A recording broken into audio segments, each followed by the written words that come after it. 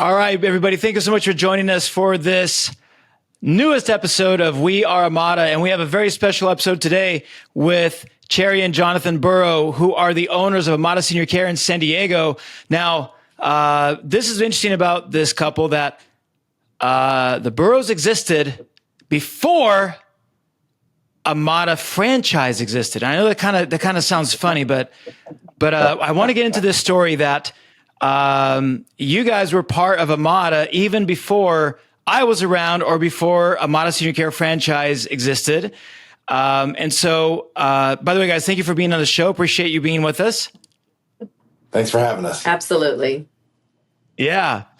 Okay. So, I don't know which one of you guys want to take this, but tell us about the origin story of Amada Senior Care and how did you guys start working with Amada? How did you first learn about us? Well, I met Chad and Tafa through a mutual friend through football when I was coaching Pop Warner in San Diego years ago, and I was transitioning from one career to another. A guy that I knew that I coached with said, "Hey, you should meet these guys in Orange County, and I think they're looking to do some business here in San Diego County, and you should meet them. You guys are cut from the same mold, and you get along." So I drove up to Orange County. I met with them, and these two big guys with big smiles, and we hit it off. And they were like, "Hey, you're the guy. We want you to open our Amada Home Care," because it wasn't even Amada Senior Care yet. "We want you to open our Amada Home Care office in San Diego County. So let us get things set up, and then we'll give you a call back." So that's how it started. And what year was this? This was 2009. Actually, it was 2008, and we didn't get started with actually working together until 2009. Well, the reason why I remember that is because when I was transitioning, I was laid off on the voting day, and I went to the booth and voted. November 4th, No 2008. Way. Yeah, I went and voted right away. And God. Yeah. Okay, so that's 2008, 2009. And you guys, what a lot of you guys who listen to this show, if you're looking at Amada, you probably know that we started in Orange County, California. Chad and Tafa were the founders, and like Jonathan said, they have a chance meeting, and that I recall, Chad and Tafa really wanted to open in San Diego, but it was just too far for them to do the drive, too far for them to go visit referral sources and visit with clients. You guys get together.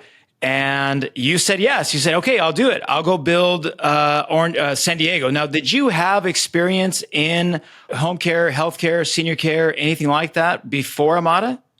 My mother was a private duty nurse, and she was a CNA in skilled nursing facilities in Oklahoma City, where I'm from. So that was the extent of my experience.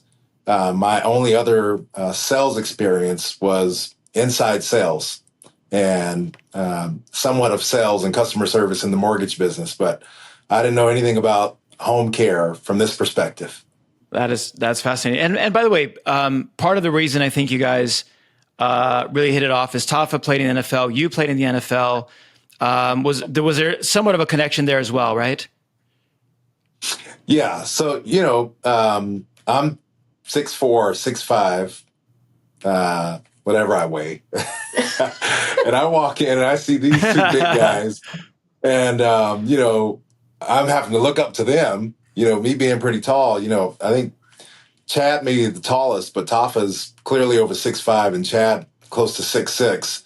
And, they were roommates in college, and, we just hit it off because of the football thing. That's a brotherhood in itself. So then, Cherie, what was your thought on Jonathan going into this Amada thing and doing home care? Was it just a normal job change? Was it much of a conversation? I think for me, the fact that we had the mutual friend was really what sold it for me, for Jonathan to dive on in.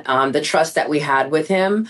And I knew that he'd do a fantastic job. So I was actually really excited for him to take on this opportunity. So you were basically the first salesperson, the first sales guy that Chad and Tafa hire. You go into San Diego, you start building San Diego, and I think it goes well, but then what happens? So it goes well, but I was the one-man show out here. You know, they were supporting me in the Orange County office with recruiting and finding the caregivers, and I was finding the clients and, you know, creating the relationships with referral sources. And it was just a lot for one person to take on. We didn't actually have a physical office out in San Diego. We only had a Regis suite that I did the orientations in when we hired the caregivers. But I also met and interviewed with the caregivers at different Starbucks around San Diego County.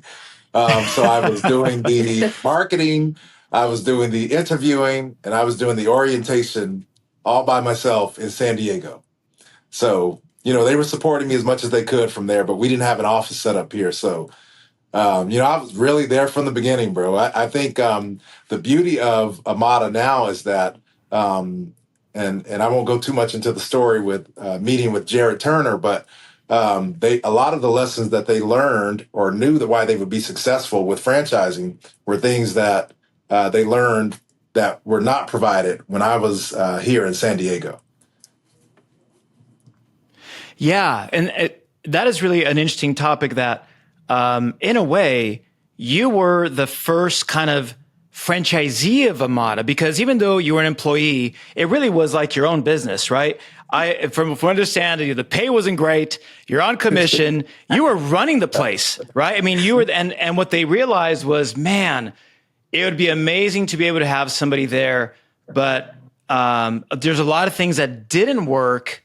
And they started to realize, well, what somebody would have to have ownership. Somebody would really have to have the support structure to be able to run the business.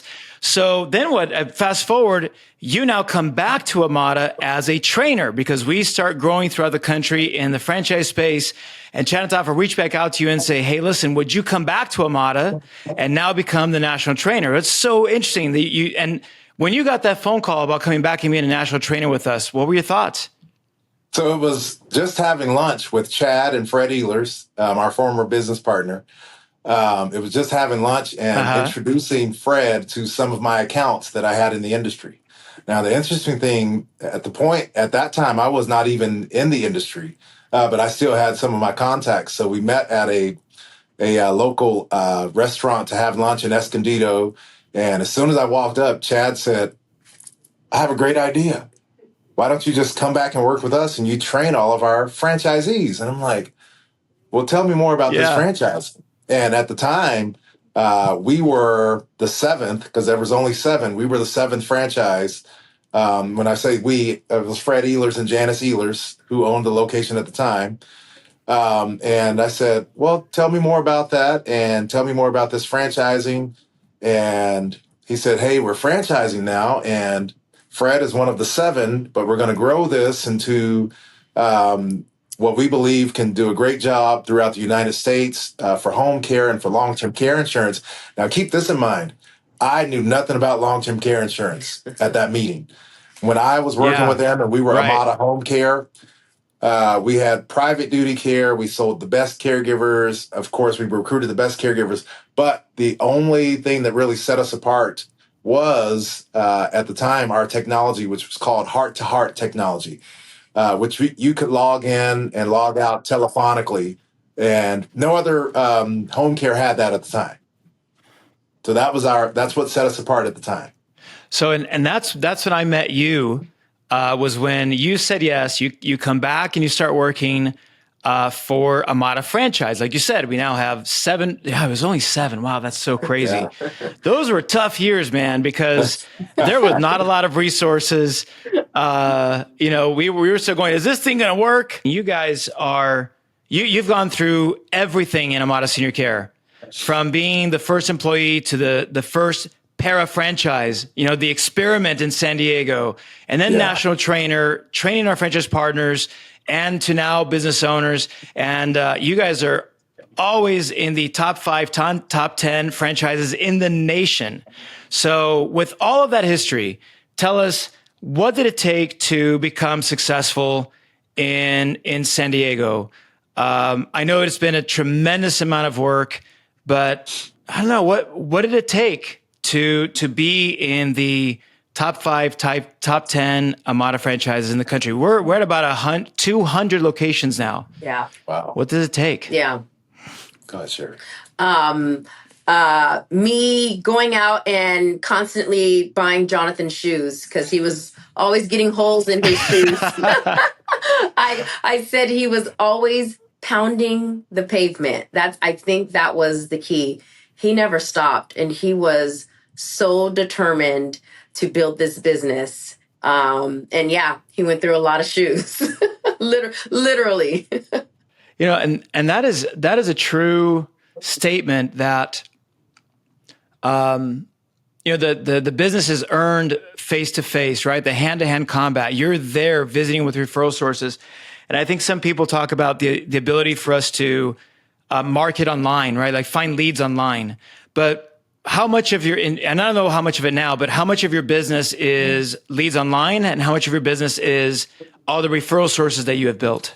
At this point, in a month's time, and we go back and track our referral sources, it's from so many different sources. A good portion are online. Some are organically from clients that we've cared for, that we've done a good job and they were told about us. And then they're, people that we may or may not see regularly, but know of us in the marketplace.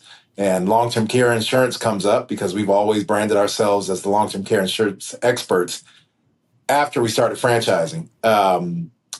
If someone hears about long-term care insurance, they think of Jonathan, they think of Amada, and they give us a call. Mm-hmm. So I would definitely say majority of our business does come from referral sources, though, versus online.